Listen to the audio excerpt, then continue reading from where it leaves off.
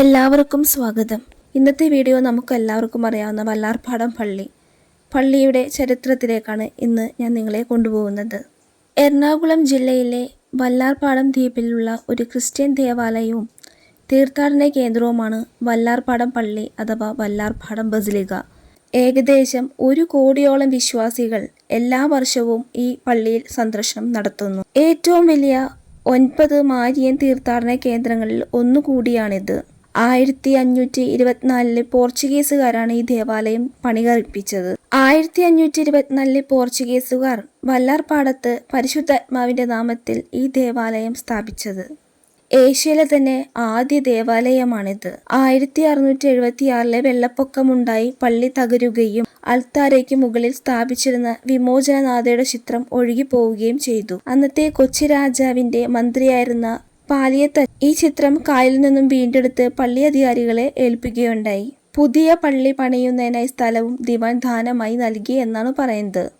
അതായത് 1676 വെള്ളപ്പൊക്കത്തിൽ ഈ ദേവാലയം നാമവിശേഷമായി. എന്നാൽ മാതാവിന്റെ ചിത്രം അന്നത്തെ കൊച്ചി രാജാവിന്റെ മന്ത്രിയായിരുന്ന രാമൻ വലിയച്ഛന് ലഭിച്ചു. വല്ലാർപാടത്തുകാരുടെ അഭ്യർത്ഥന പ്രകാരം പള്ളി സ്ഥാപിക്കാനുള്ള സ്ഥലവും സാമ്പത്തിക സഹായവും രാമൻ വലിയച്ഛൻ വിശ്വാസികൾക്ക് നൽകി. രാമൻ വലിയച്ഛൻ വിശ്വാസികൾക്ക് മാതാവിന്റെ ചിത്രം തിരിച്ചു നൽകിയ സ്ഥലത്ത് ഒരു കൊടിമരം സ്ഥാപിക്കുകയുണ്ടായി. നാട്ടുകാർ പുതിയ ദേവാലയം സ്ഥാപിച്ച് മാതാവിന്റെ ചിത്രം അവിടെ സ്ഥാപിച്ചു.